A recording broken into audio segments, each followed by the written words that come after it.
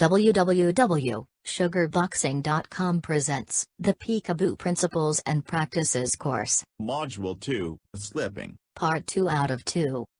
This series of mini tutorials is brought to you by our sponsor. Consider purchasing and customizing our digital posters online at Poster My Wall, link in the description below. In this video, we consider Module 2, Slipping. The topic is Side bends, or how to actually slip like Mike Tyson. In order to dodge straight punches, some hooks, and even uppercuts, the Peekaboo style uses the unified technique of inclining the body to the sides. The head moves along an arc, in a vertical plane, perpendicular to the direction at the opponent.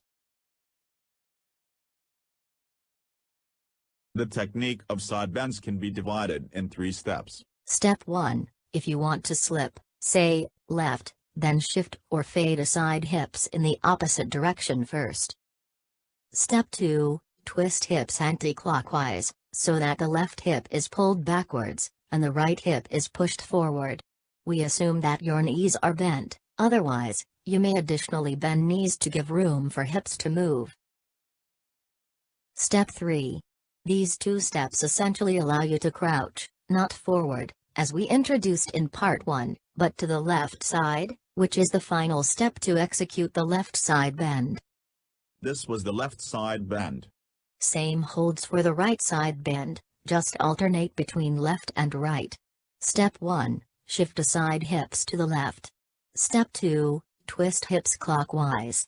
Then, Step 3, crouch to the right side.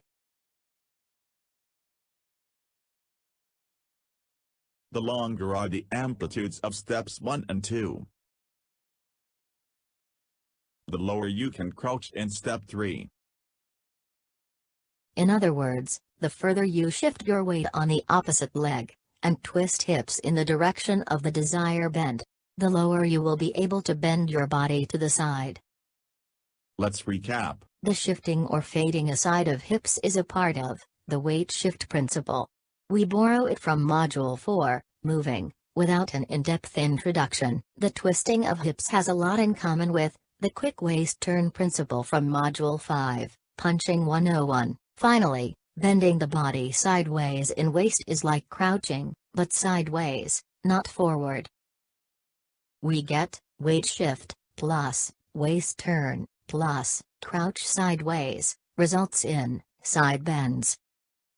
Do's and don'ts. Avoid significant bending in the spine as shown in the right animation.